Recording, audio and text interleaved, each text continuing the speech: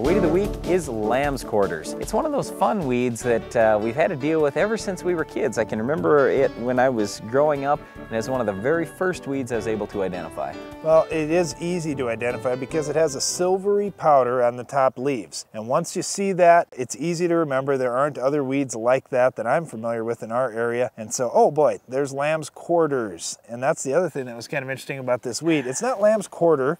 It's lamb's quarters. There's an S at the end, even if there's only one. And that's kind of strange for me, and that also stuck out in my mind because my mom was an English teacher, and you know, those kind of things, those little grammatical things were big deals.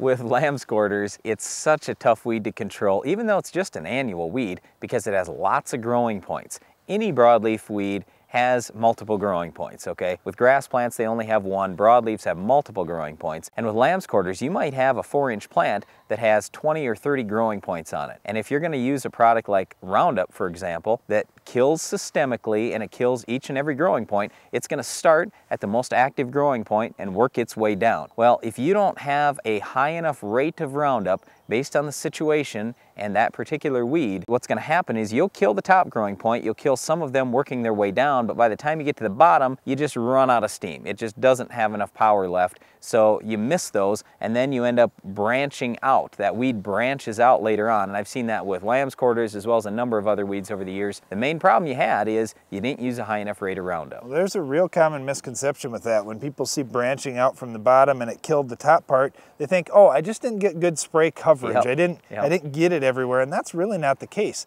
The case is you've got lots of growing points you didn't get to the last ones. Now, the other thing, I guess when we do talk about coverage, if you're using a contact killer, like say you're using Bucktril in corn, for example, or you're using Liberty and Liberty Link corn, you do have to get great coverage with those types of products, and you have to try and get every leaf. Now, with lamb's quarters, when Brian and I were growing up, here's another reason that we remember lamb's quarters, and Dad remembers any field that there were lamb's quarters, because we would try to squirt them with Roundup. In conventional beans, we'd be out on a bean buggy and be squirting these weeds trying to kill them in the crop. And with those tiny little leaves, we were splattering product everywhere trying to get them all covered. And you do have to try and get them covered with contact killers with Roundup. You just have to use a strong rate. Okay, real quickly, in corn, use Balance Pro Down. In states where it's labeled, or Harness or Surpass are fairly decent. Post-emerge, you're gonna need Status, Callisto, Bucktril, any of those are fine. In soybeans, you really need to use a pre-emerge herbicide. Something like Valor or Domain is the best. Prowl, Treflan, and Sonalan are okay. Post-emerge, you're gonna have to use a higher rate of Roundup than normal, or throw in some Harmony GT or something like that. And don't let lamb's quarters get big. Like Brian said, they get a lot of growing points at a short height, so get them early to have good control. That's it for our Weed of the Week, but stay tuned, there's more Ag PhD to come right after this.